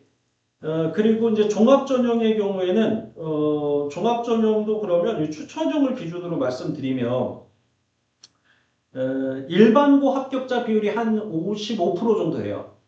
54.8%, 55%, 이 정도가 일반고 학생의 합격률인데 커트라인으로는 일반고 학생들이 1.83까지 나옵니다. 그러니까 평균으로 1.83이니까 2.0까지는 2.0, 2.1도 한양대학교 추천형 종합전형은 한번 써볼만 하다 이렇게 보여집니다. 다음은 중앙대 보겠습니다. 이제 4개 대학 남았네요. 그죠? 좀 빨리 진행하도록 해보겠습니다. 일단 중앙대학교의 가장 큰 변화는 모집 단위가 새로 생긴 게 아니라 전형 자체가 하나 새로 생겼다라는 거예요. 신설 전형이 있다. 바로 요 성장형 인재 전형. 요게 새로 생긴 전형입니다. 그럼 기존의 전형과 어떤 차이가 있는지 보면 탐구형 인재는 최저가 없어요. 면접 있습니다. 융합형 인재, 최저, 면접 다 없어요. 근데 성장형 인재는 최저도 있고 면접도 있어요. 자, 제가 종합전형의 최저를 신설하는 것은 일반고 학생들을 위한 것, 일반고 학생이 더 유리하게 작용할 수 있는 것이라고 했습니다. 바로 성장형 인재가 중앙대학교에서는 일반고 학생들에게 타겟이 되어야 되는 그런 전형으로 보여집니다. 이 융합형 인재 면접 없다는데 의예과는 있어요. 의예과만 있습니다. 융합형 인재에서. 그 다음에 논술도 요 창의형 논술이라는 게 새로 생겼어요. 예, 신설 전형입니다. 그럼 얘는 차이가 뭐냐? 기존의 일반형 논술은 최저가 있었는데 창의형 논술은 최저가 없어요. 그러니까 순수 논술만으로 한번 승부를 걸어봐야 되고 또 하나의 특징은 이 창의형이 현역들만 지원할 수 있어요. 예, N수생 지원할 수가 없어요. 자, 저는 이거 상당히 중요한 거로 봐요. 왜냐하면 논술 전형에서 N수생들은 절대 강자들이에요. 예, 현역들이 약습니다. 그런데 한양대학교가 이 창의형 논술에서 최저를 없애면서 현역들만 응시할 수 있도록 했다라고 하는 것은 저는 상당히 논술로 상위권을 노리는 학생이라고 한다면 좀 희소식으로 보여집니다. 자, 그리고 최근에 이렇게 모집 인원이 크게 증가한 첨단학과들이 3개가 있네요. 확인해 보시고요. 종합전형에서 성장인재 전형이 신설됐다는 금방 말씀드렸습니다. 최저가 있다. 자, 그리고 논술이 2개로 분리되는데 일반형은 기존에 있던 것이고 그 다음에 창의형이 이제 새로 생겨난 것이죠. 자, 선발 방식을 보겠습니다. 중앙대학교가 여기 보면 교과 90에 비교과 10 이렇게 돼 있어요. 그죠? 근데 사실상 중앙대학교 지원 학생 중에서 요 미인정 결석이 출결이 문제되는 학생들이 거의 없어요. 그 말은 뭐예요? 교과 100과 같다는 거예요. 사실상 중앙대학교 교과 지역균형 전형은 내신 100전형이다. 예, 이렇게 생각해도 무방합니다. 교과 90에서 다시 석차가 90, 성취도가 10% 이렇게 환산 점수로 들어가고요. 최저가 3합7인데 전 여기는 좀 눈여겨봐야 된다고 생각해요. 제가 아까부터 한 2번 정도 얘기한 것 같은데 고려대학교 교과 학교 추천형 전형이나 한양대학교 추천형 전형, 중앙대학교 지역균형 전형 모두 3합7이에요. 예, 탐구 한 과목에 최저가 다 똑같죠. 그러니까 이 정도 수준으로 최저를 준비하는 학생들이라고 한다면 당연히 중복전이 가능해 보이고요. 성대 추천인재 전형 같은 경우가 이제 탐구 2개였기 때문에 좀 그거는 결을 좀 달리합니다. 자, 그리고 종합전형에서 서류평가, 면접평가의 비율을 보면은 당연히 서류평가가 보니까 탐구형 인재는 진로 역량이 50 되어 있는데 면접에서는 학업 준비도가 60 이렇게 되어 있어요. 그죠? 자, 여기서 일단 탐구형 인재는 전통적으로 특목 자사고 학생들이 조금 더 유리했던 것이 사실이에요.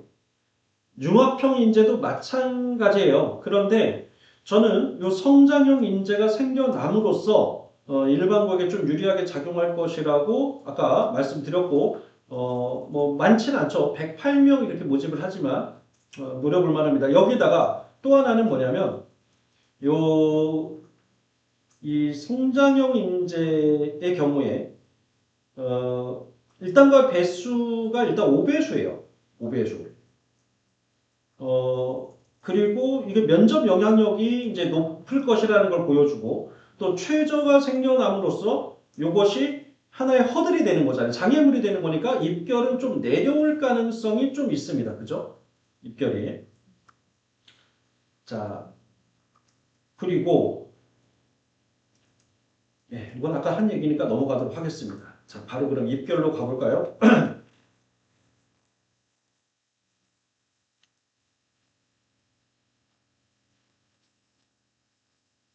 자, 중앙대학교 지역균형 전형의 경우에는 저는 한 1.9까지 봅니다. 이게 근데 사실 이건 가장 낮은 학과고 사실 평균적으로 보면 얘는 교과 100에 거의 가깝기 때문에 뭐 안정적인 합격을 기대하려면 1.7 정도는 돼야 가능하고 가장 낮은 학과들 이런 경우는 1.9까지도 가능해 보입니다. 그 다음에 자연계열 같은 경우는 한 1.7까지 요즘 자연계열이 인문계보다 훨씬 입결이 높은 상황이기 때문에 예, 한양대나 이 성대나 이런 대학처럼 이 생김 서류가 반영되지 않고 이렇게 교과 100으로 모집하는 연세대, 서강대, 중앙대, 이대 이런 대학들은 입결이 높을 수밖에 없습니다. 자, 융합형 종합전형에서 이제 융합형을 보면은 어, 일반고 합격자들의 내신이 계속해서 올라온 그런 전형이에요. 그러니까 작년 같은 경우가 1.9 정도였어요, 평균이. 종합전형임에도 불구하고 일반고 학생들의 합격자 평균이 한 1.9 정도가 됐다. 그 전에는 한 2점대인 경우도 있었거든요. 많이 올라온 거죠. 그런데 27학년도 올해 경우에는 입결이 다시 좀 올라갈 가능성이 있지 않나 이렇게 보여집니다. 예. 그리고 이제 성장형 인재가 아까 신설됐기 때문에 융합형 인재는 모집 인원이 줄었잖아요. 융합형은 모집 인원이 줄고 반대로 이제 성장형이 다시 생겨남으로써 당연히 융합형은 입결이 조금은 올라갈 것이고 성장형 인재 전형은 한 2.0 정도 이렇게 볼 수 있겠습니다. 경희대. 경희대는 고대처럼 전형 변화가 거의 없는 대학이에요. 음, 그러니까 입결의 변화도 좀 안정성을 보여주겠죠. 기획윤련 전형이 신설된 전형이 있어서 이렇게 전체 모집 인원은 늘었지만 나머지 전형은 큰 변화가 없습니다. 조심해야 될 것은 이제 경희대가 서울캠하고 국제캠 이렇게 있는데 서울캠은 우리가 흔히 이과 그러니까 우리가 이공계라고 하죠. 이과가 자연과학대학이고 공대로 따로 있잖아요. 근데 공대는 대부분 다 국제 캠퍼스에 있다라는 거예요. 그러니까 서울 캠퍼스는 인문, 사회, 상경 그리고 이과대학이나 의치한약 뭐 이렇게 존재하고 그다음에 국제 캠퍼스 같은 경우가 이제 보통 공대가 대부분 다 모여 있다 이렇게 보시면 됩니다. 외국어 대학이라. 그래서 자칫 잘못하면 이제 실수할 수 있는 부분이 뭐냐면 자율전공이 있고 자유전공이 있는데 자율전공학부가 서울 캠퍼스고 자유전공학부가 국제캠이에요. 그러니까 요거 헷갈리면 절대 안 되겠죠. 그죠? 아주 기초적인 거예요. 실수하면 안 됩니다. 그래서 요 합격자들을 보니까 좀 특이한 게 요 자율전공학부에 합격한 학생들의 그 계열 비율을 좀 봤더니 그 인문계 그러니까 우리가 지금 문이과가 공식적 형식적으로 존재하지 않지만 한 36% 정도 되고 나머지 이공계가 한 63% 돼요. 근데 자유전공은 무려 거의 90%가 이공계입니다. 예, 자연계열이에요. 자, 주요 변경 사항을 한번 살펴보겠습니다. 경희대학교 교과에서 정성평가 비율은 30%예요.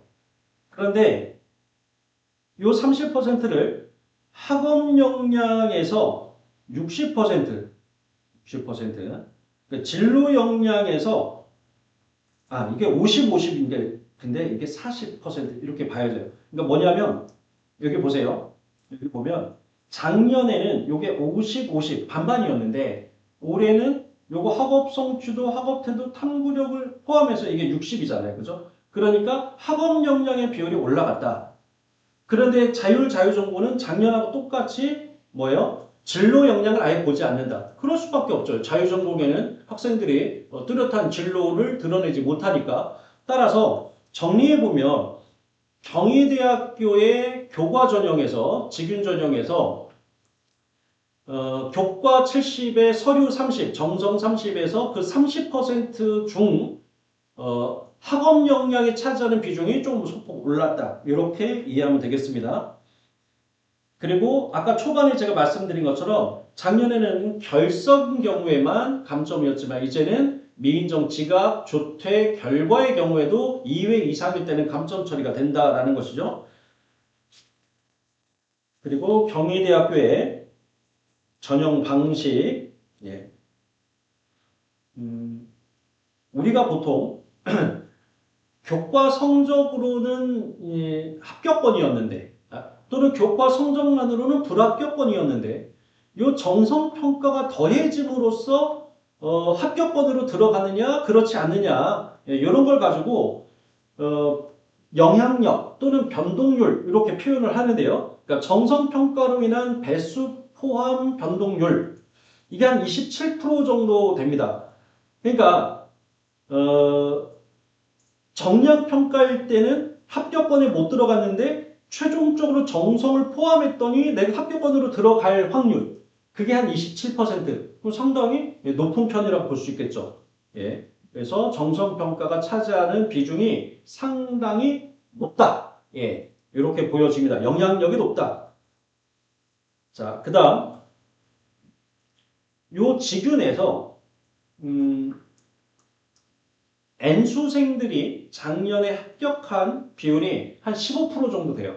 한 14.5%. 적다면 적고 좀 많다면 많은데 사실상 교과 전형, 수시에서 교과 전형은 N수생들이 그렇게 많이 지원하는, 선호하는 전형이 아니에요. 그렇게 놓고 보면은 저는 의미 있는 수치라고 보여집니다. 한 15% 정도는.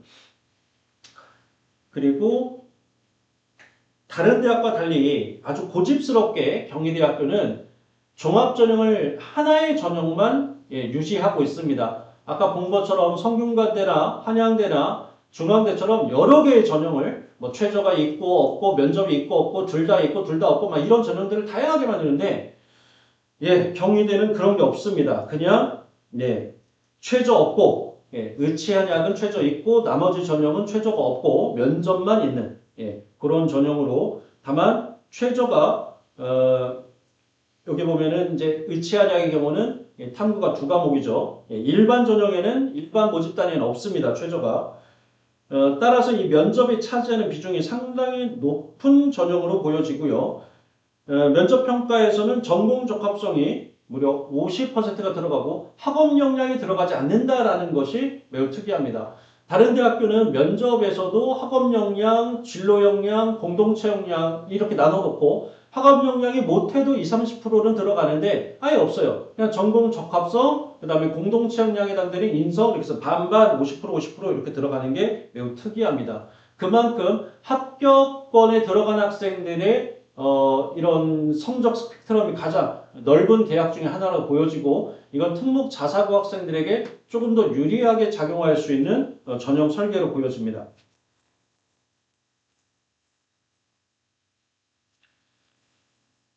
자, 지역균형 전형부터 먼저 입결을 보면은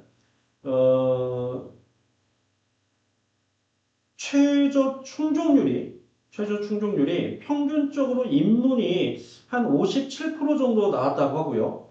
그 다음에 자연계열이 한 65% 정도 이렇게 나왔다고 합니다. 요 정도면 한 평균적인 거예요. 최저 충족률로 따지면. 그리고 중앙대나 우리가 성대, 서강대 이런 대학까지는 충원율이 상당히 높게 나온 걸 볼 수 있지만 전체적으로 봤을 때 경희대는 충원율들이 그렇게 높게 나오지는 않습니다. 그래서 저는 경희대학교는 아무래도 정성 30%가 되는 교과 전형이다 보니까 합격이 가능해 보이는 것은 모두 1.9대로 보지만 넓게 보면은 한 2.3 정도까지도 본인의 생기부가 좋다라고 한다면 또는 면접에 좀 더 자신이 있다면 2.3도 저는 가능하지 않을까 이렇게 보여집니다. 자연계열의 경우는 이제 안정적인 게 한 1.7, 1.8 이렇게 보여지는데 그런데 요게 뒤로 가면 한 2.2 정도까지도 가능하지 않을까. 나머지 이런 성적대들은 거의 자사고 학생들 또는 인문계는 당연히 이게 외고 국제고 학생의 성적이겠죠. 넘어가겠습니다. 자, 다음은 서울시립대예요. 서울시립대는 가장 큰 이제 변화 포인트는 교과 전형, 고교 추천 전형에 있어서 이 정성 평가 비율이 10에서 20으로 확대됐다. 이제 다르게 말하면 성적 반영 비율이 90에서 80으로 줄었다. 그러니까 성적 영향력이 줄었고 이제 종합 평가 역량이 늘었으니까 이제 입결은 조금 내려올 가능성이 생겨났다 이렇게 봐야 되겠죠. 서울시립대학교의 학생부 종합원은요 면접형이에요. 면접형이고 그 다음에 학생부 종합2는 서류형입니다. 그런데 이 서류형은 이 뽑는 모집 단위가 정해져 있어요. 바로 경영학부 80명하고 경제학부 19명 더해서 총 99명 이렇게 두 개의 모집 단위만 학생부 종합2로 뽑고 나머지는 다 서울 학생부 종합1이기 때문에 상경 계열의 학생들의 경우에만 종합2 전형에 관심을 가지면 되겠습니다. 원래 시립대학교가 25학년도에는 교과 100이었어요. 고교 추천에서. 근데 26학년도에 정성평가를 처음 10% 넣더니 올해는 다시 20%니까 2년 연속 계속해서 교과 성적 부분을 줄여나가고 있는 것이죠. 전 과목도 내신이 반영되는 대학이기 때문에 입결이 그렇게 높게 나오지는 않습니다. 전 과목을 반영할 때 이제 교과가 80인데 그 80 중에서 교과 80 중에서 공통 일반 그러니까 석차 등급이 있는 과목은 70%, 성취도만 있는 과목은 10% 이렇게 비율로 들어간다는 얘기고요. 최저가 3화 8 수준이기 때문에 요 3화 8 수준은 높은 수준이 아니죠. 그렇기 때문에 충원율이 상당히 좀 높게 나오는 편입니다. 충족률이. 이제 종합전형 원외교는 면접이 50%니까 당연히 면접 영향력이 매우 높겠죠.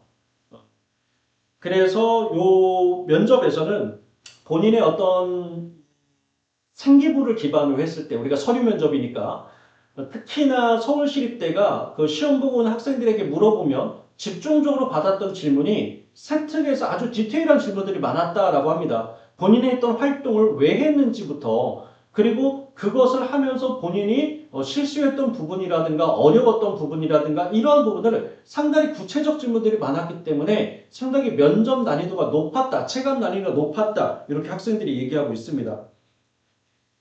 예.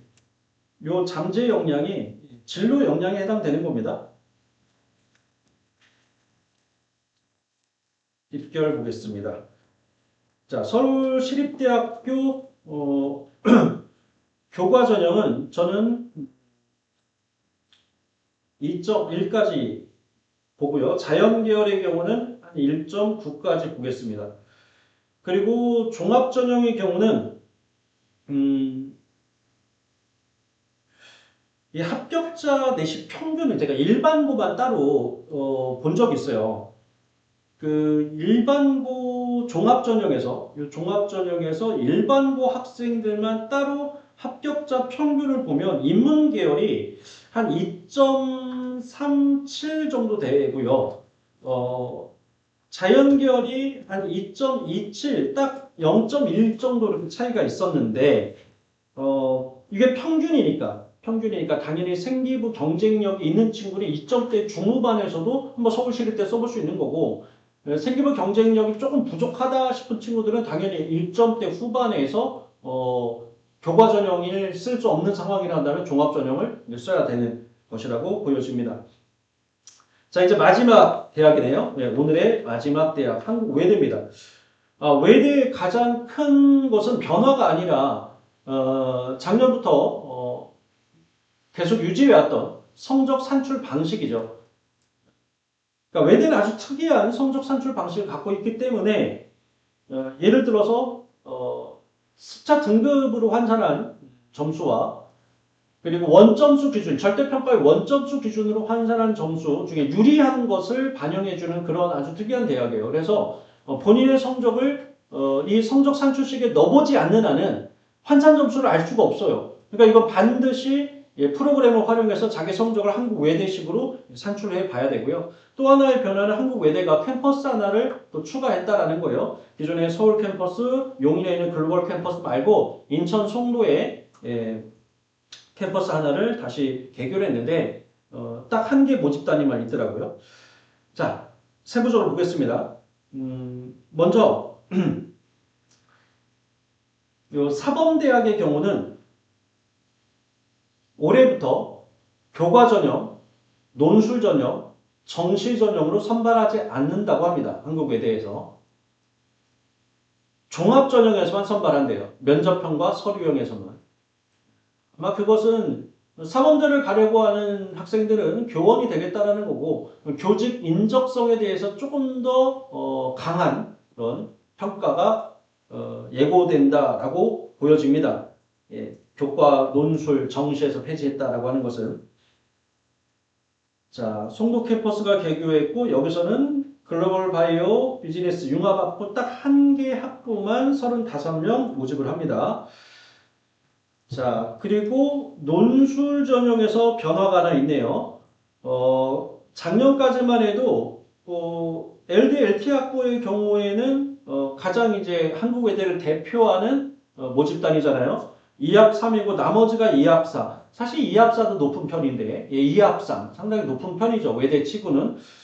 그래서 충족률이 최저 충족률이 제일 낮은 대학 중에 하나예요. 한국 외대가.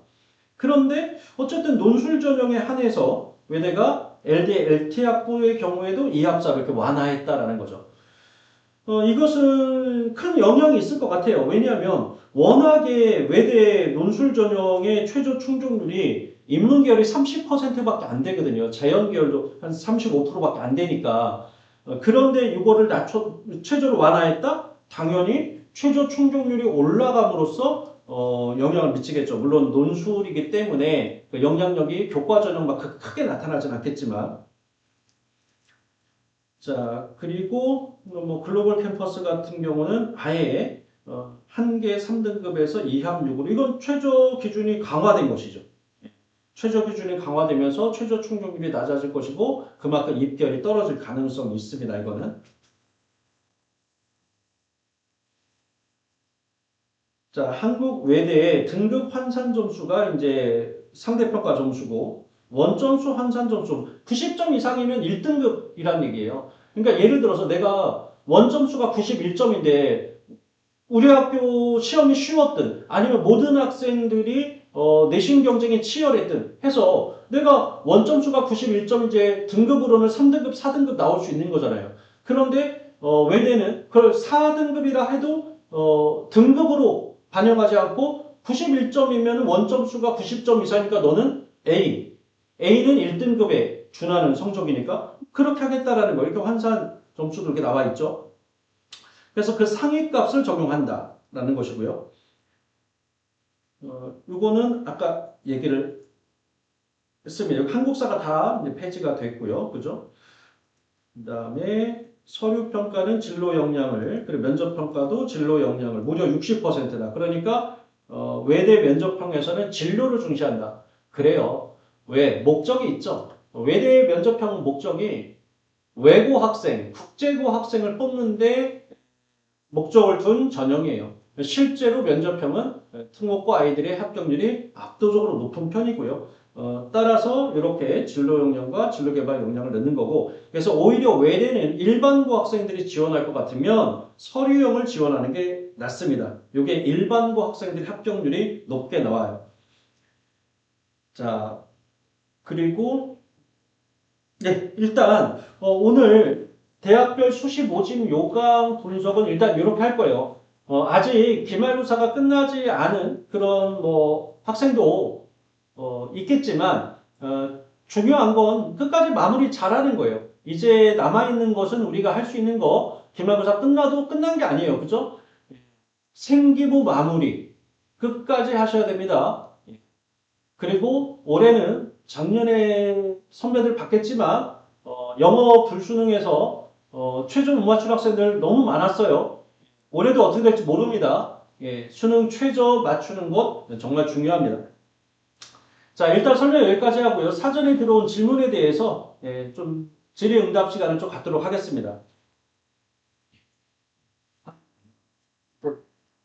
네, 예. 지금 이게 실시간으로 와서 먼저 좀 진행해 주시면. 예. 제가 읽으면 되는 거예요. 네.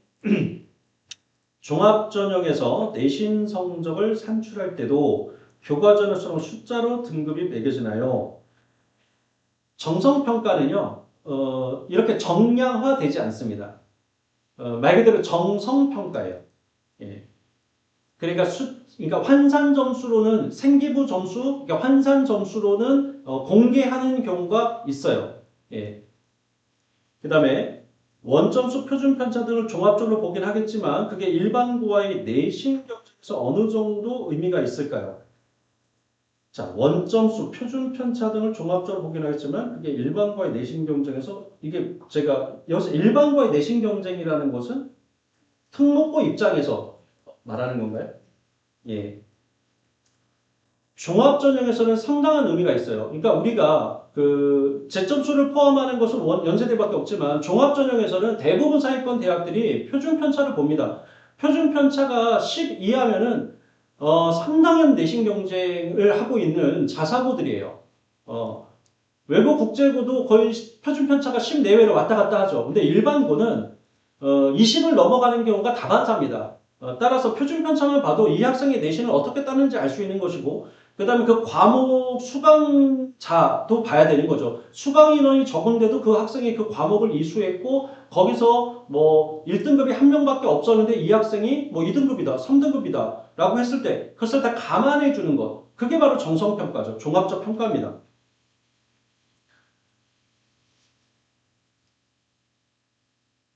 연대 첨단 컴퓨터학부 분과된 세계과는 입결 기준을 어떻게 봐야 할까요?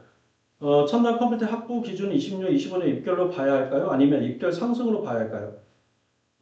분과된 학과들은 대체로 학부로 묶여 있을 때보다 대체로 입결을 조금 올라가는 경우가 좀 있어요. 예. 그렇게 봐야 할 것 같습니다. 왜냐하면 입결이 크게 변하지는 않을 거예요. 예. 모집 인원이 크게 변동하지 않는 한은. 고려대 학업우수, 성균관 융합인재, 중앙대 융합형 모두 일반고가 유리하다고 하셨는데 특목고라도 수능 최저를 맞출 수 있다면 내신에서 불리함을 극복하고 합격할 가능성이 있을까요? 물론입니다. 왜 제가 이런 얘기를 했냐면 또 결과에서도 왜 그렇게 나오냐면 사실 특목고 학생들의 경우에는 학교 교육과정, 커리큘럼상 수능에 대비하기가 좀 어려운 그런 환경이죠. 그래서 마지막에 열심히 노력은 하긴 하지만 수능 최저를 맞출 가능성이 그렇게 높지 않았기 때문이에요. 물론 재수를 했을 때 그때는 또 뭐 당연히 학업 수준이 또 학업 역량이 원래 있는 학생들이다 보니까 정시에서 또 큰 성과를 내는 경우가 많지만 현역일 때는 수능 최저에 좀 부담이 있는 게 사실이에요. 따라서 당연히 수능 최저를 맞출 수만 있다면 종합전형이기 때문에 내신의 불리함이라는 것은 있을 수가 없습니다. 예. 예를 들어서 고려대학교 학업우수 전형이나 고려대학교 계열적합 전형에서 그 평가 항목의 비율이 조금 다른 건 있어요. 평가 항목이 좀 다른 건 있지만 그게 큰 영향을 미치지 않는다 이런 얘기입니다.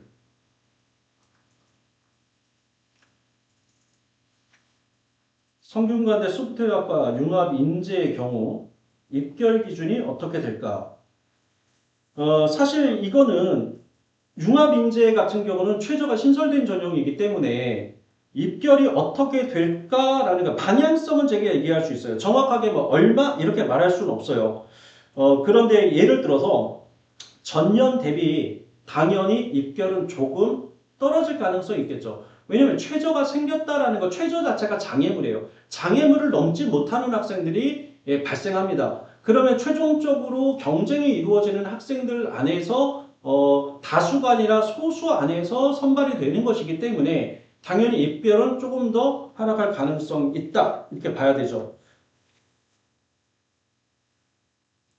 올해 성대 소프트웨어 학과도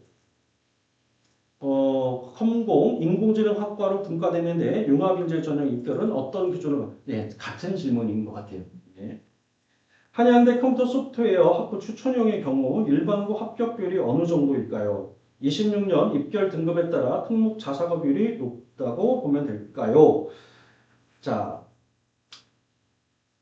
소프트웨어 학부는요, 자사고나 과거 학생들이 조금 많이 지원하는 그런 전형입니다.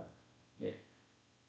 어, 그렇다고 해도 어쨌든 한양대 공대 같은 경우 일반고 학생들의 합격률도 꽤 나오는 편이에요. 그러니까 이것은 제가 봤을 때 컴퓨터 소프트웨어 학부라고 하는 이 전공의 어떤 특성에 따라서 모집 단위의 특성에 따라서 조금 갈릴 수는 있을 것 같아요. 근데 특목 자사고 학생의 비율이 특별히 높다 이렇게 볼 수는 없고 이 모집 단위의 특성상 자사고 학생이나 과거 학생들이 조금 더 붙을 가능성은 있겠다 이렇게 볼 수 있습니다.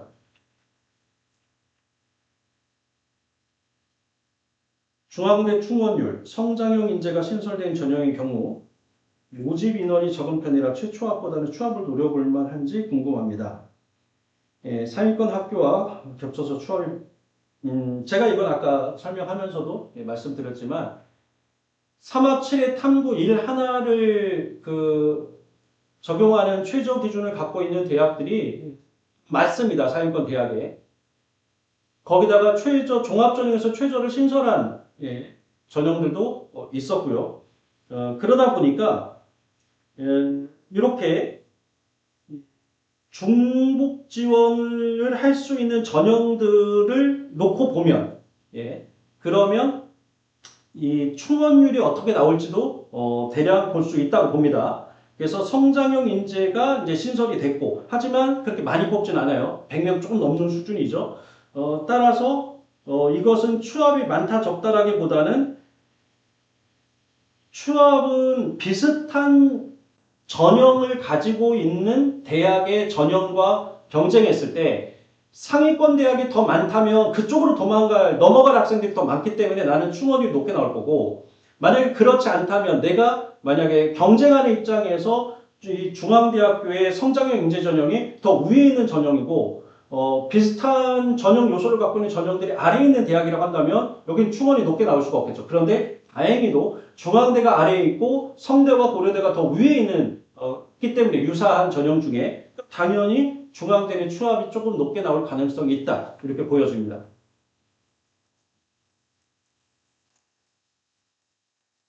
수시에서 안정, 적정, 상향 카드는 어떤 비율을 구성하는 것이 좋을까요?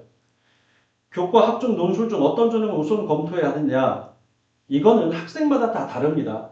어떤 학생에게는 안정 카드가 반드시 필요하지만 근데 어떤 학생에게는 예를 들어서 내신보다 모의고사가 항상 우위에 있는 학생 이런 학생은 안정 카드가 필요 없죠. 그죠? 그렇기 때문에 안정 적정은 우리가 교과 전형으로 활용을 하고 상향 카드는 종합 전형이나 논술 카드로 논술 전형으로 우리가 보통 지원을 하기 때문에 이건 학생마다 다 다르다라고 말씀드릴 수가 있겠습니다. 가장 일반적인 학생이라고 한다면, 그러니까 정시를 크게 기대하지 않고 수시에서 무조건 합격을 내고 싶은 학생이라고 한다면 저는 논술은 적합하지 않다고 봐요. 논술은 합격 가능성이 아무리 열심히 준비하고 논술을 아무리 잘하는 학생이라 하더라도 15%, 20% 이상을 넘을 수가 없어요. 합격 기대값을.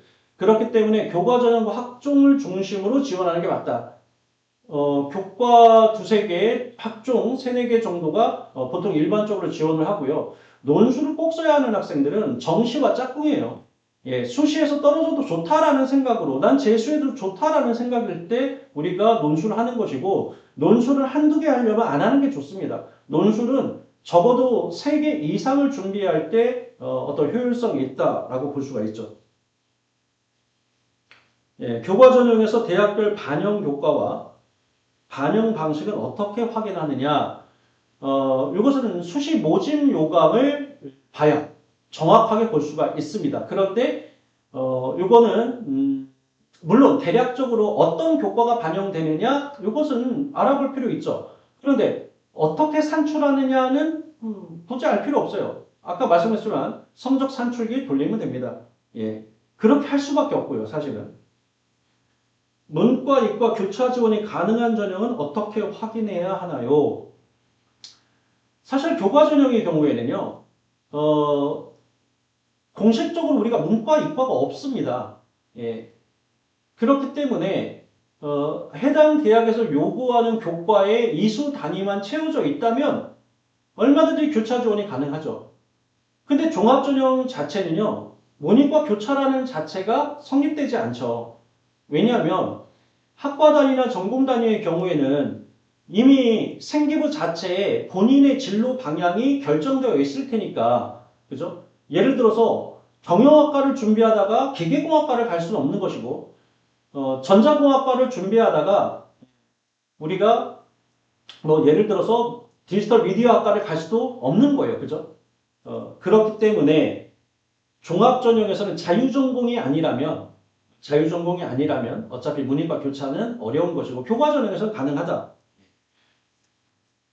학종에서 학업 역량은 어떤 기준으로 평가하느냐? 학업 역량은 크게 세 가지로 평가를 합니다. 첫째는 성적이죠. 그게 바로 성취 수준입니다. 예, 교과 성취 수준이고요. 또 하나는 교과 이수 현황입니다.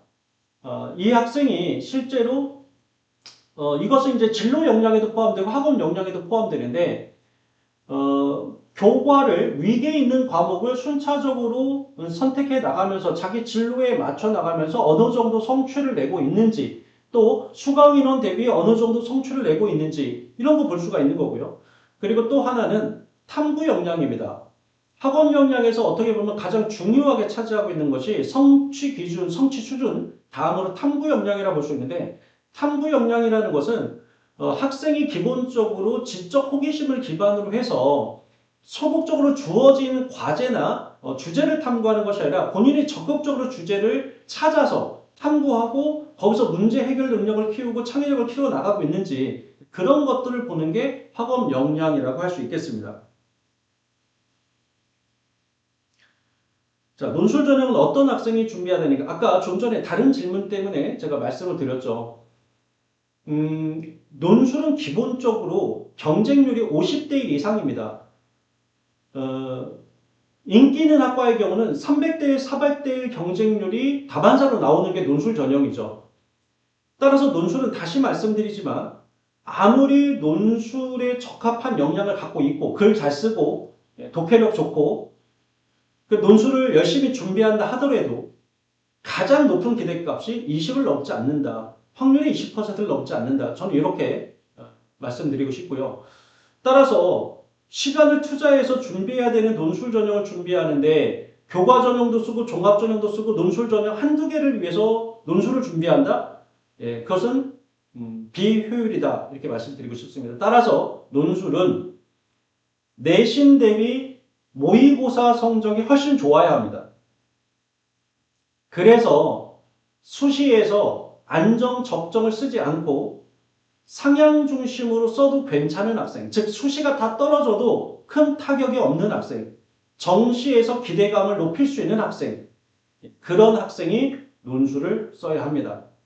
그리고 특목 자사고 학생, 재수생들이 그래서 논술을 많이 써요. 왜? 특목 자사고 학생들은 내신 대비 모의고사가 조금 더 잘 나오는 편이죠. 예. 그래서 종합전형을 쓰면서 논술을 쓰려는 친구들이 좀 많아요. 그리고 특목 자사고에서도 내신 5등급을 넘어가 버리면 그 학생도 기대값이 떨어지기 때문에 논술로 눈길을 돌릴 수밖에 없는 것이죠. 그러니까 그런 학생들이 아니라고 한다면 논술은 크게 권장하고 싶지는 않습니다.